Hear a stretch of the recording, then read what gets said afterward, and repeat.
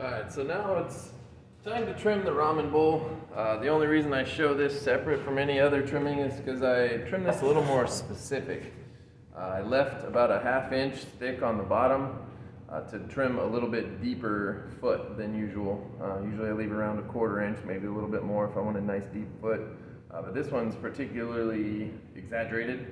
So it ended up coming out, it was 3 pounds of clay, came out to 8.5 wide and 4.25, excuse me, height wise. So now, and you'll see, like right now, it's not the most aesthetically pleasing on the outside, but this is where bowls really in general come together, is in trimming. So I'm gonna get this locked in. With bowls too, you really don't need much to secure them in. Sometimes I just set it on the wheel head and just trim it as is. This one has bolts, so if it were to slide, it would slide into the bolts. So I'll use my Giffen grip. Okay, make sure it's locked in. So the first thing I want to cater to is this little notch here. No matter how good you get at throwing, this is the heaviest spot on your bowl or your pot in general, in this little section here. First and foremost, like it's cleanup, like this. But you really want to get in far enough to where it follows the flow or the pattern of your bowl. So you don't want something jutting out all of a sudden. You want to follow the shape, if you will. That was a little more precisely said there.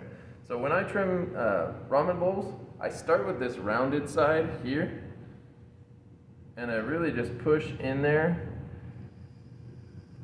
at about like a 45-degree angle, until this little line here goes away, meaning that it's flush with my bowl at that point in time.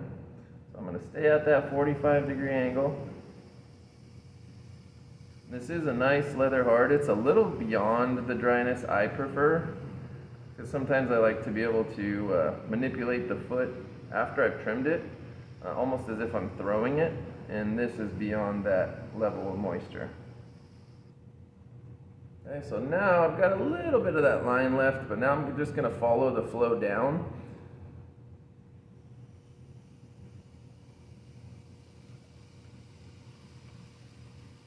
And this will help me keep that shape I was talking about. I don't go too far down. I like to give all of it that trimmed look so that you don't see that unevenness in the glaze, because it does cause a discoloration, especially in this stoneware. You'll see where it's trimmed and then where it's not trimmed if you only go like halfway down.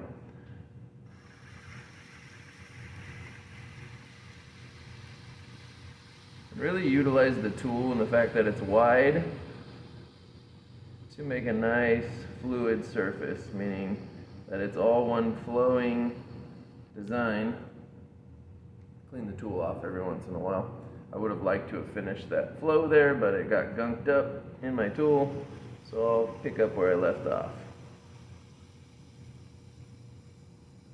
This is where a lot of potters that I've seen, they use a mirror on the opposing side so that they can see the shape of their piece and see if everything's nice and flowing and fluid.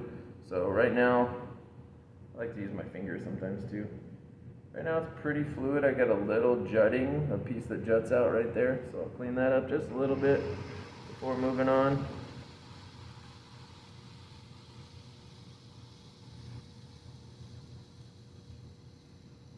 And I like to not only get the part that's jutting out, but I start a little below or above, doesn't matter, that part, and then I'll go slowly up so that I keep that fluidity, but also focus on that one spot a little bit more heavily. So I'll start here and I'll go into it, and then I'll slow down over that jutting, and then I'll speed back up and just make sure everything's nice and fluid. So now I've got the sides pretty well done. Now it's time to make a foot, but I'm going to make a little notch up at the top here using the round side of my loop tool.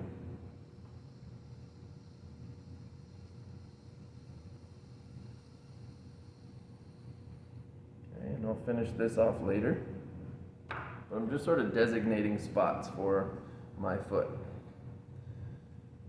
So my foot, I'm gonna start right about there, so I'm just drawing a line, but I take the corner of my tool, especially if my tools aren't as sharp as I'd like in a classroom setting. Sometimes they're not. They're not always brand new, and people trim bone dry, whatever it may be that causes the tool to be dull. But I don't press the whole square side, okay, square side. I don't press the whole thing flat, because then it has a tendency to pull me. So I use the corner like this, and that frames my foot. Okay. Then I'm going to get rid of this little disc in the middle, flip it over to the round side.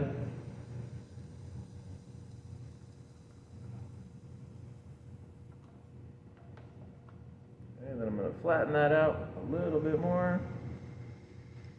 And I don't want to use too much pressure here, because if the bottom starts to get thin, which is what the ultimate goal of trimming is to cut out a little bit of weight and add aesthetics to it. But if I add too much pressure, or if I have an incredibly dull tool, like I was using a paper clip or something like that, then I would bust through the bottom, which is a common occurrence amongst people who are just starting to do pottery, and every once in a while I'll bust through a bottom as well.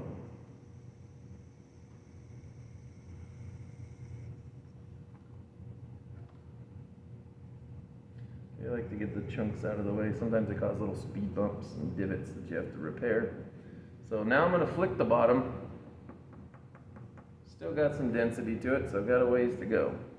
So I'm going to dig this little ridge a little bit deeper.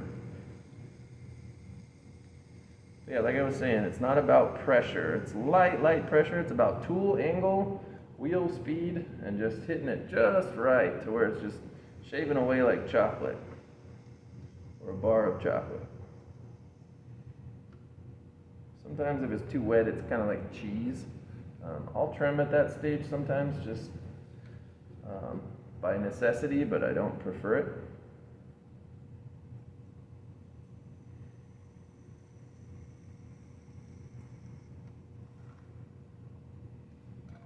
You also see some people, some potters, their preference is to trim this with a dome in the bottom. I think it's just added weight in my opinion, just for an aesthetic look, but that's just my opinion. I think they're nice sometimes as well. So flick it. We're getting a little closer to the bottom. So again, now is where I really don't want to add too much pressure. So I'm going to use the sharpest side, which is my round side.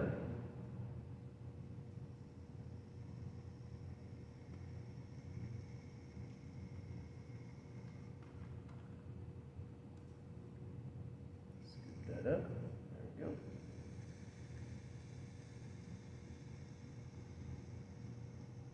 One more pass.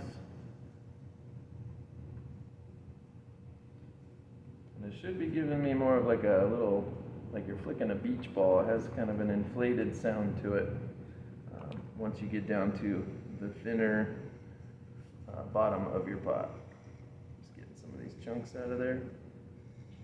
Not trimming anything right now, I'm just trying to get those little balls of clay out of there. So now, it's getting thin, okay? So now I'm going to get rid of those little lines that my rounded side caused. I'm not going to add too much pressure because I don't want to bust through it again. Or to repeat that, reiterate that. So this is, it's trimming, but I'm just really trying to flatten out my lines. Trimming lines, unless I wanted those for style, but I would have been a little more conscious of even lines, keeping them even spiral on the way out. Okay. So right now, it's about as thin as I'm going to go, and my foot is at a little over or a little under a half inch, excuse me, little under a half inch. So maybe I could have left a little more depth when I was throwing it, but now I'm going to do the outside aesthetics here.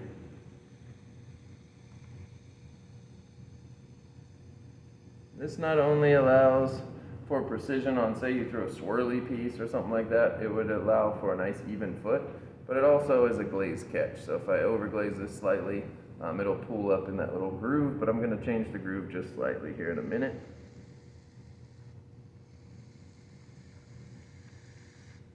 Right now I'm doing the rough work with this tool. I'll go back with the loop tool and clean that up, make sure it's nice and flush again, fluid into my design. But I want to go a little deeper.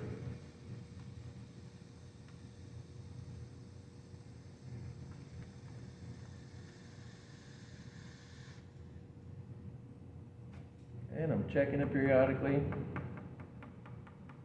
See how much more, like this is a lot thinner than down here. It's at that ½ inch to cater to a deeper foot, but down here it sounds different. Sounds much more dense here.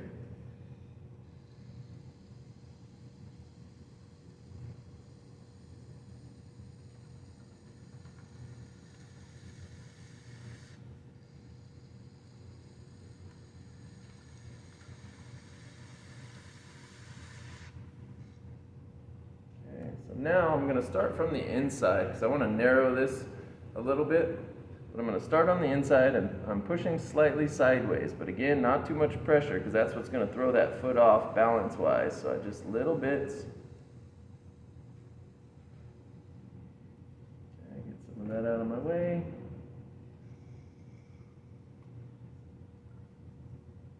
Okay, see that little line right there? I'm going to get rid of that. So I'm going to push against that line again. Just slightly, light pressure.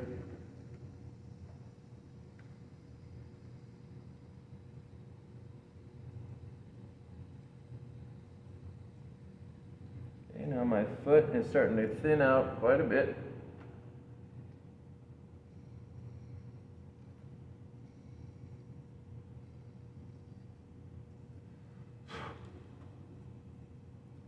Okay, so now it's more for style points. At this point, I go a little deeper on that foot. Okay, so I like the way it goes in, but right here it's a sharp edge, and this is where I was talking about I would have preferred this to be a little bit more wet so I can really mold that. It's still fairly moldable, but I can kind of throw it, but it's taking a little bit of force. So now I'm just going to round this off or angle it a little bit with my ribbon tool. Right there, just a little bit. Then a little bit on the inside. So you can see there's a little bit more conscious effort when it comes to a deeper foot. Trying to decide whether I want that sharp angle and up or if I want to round this out. I think I'm going to round it out a little bit. So I'm going to slowly curl up over the top, like so. Then that part's a little bit sharp still, so I could dull that with my finger. That came out pretty good. I like that. And now it's just refining all these little components that I've got. So it's a nice deep foot. Now I'm just kind of cleaning up all those things I caused along the way. Barely trimming here because it's pretty thin.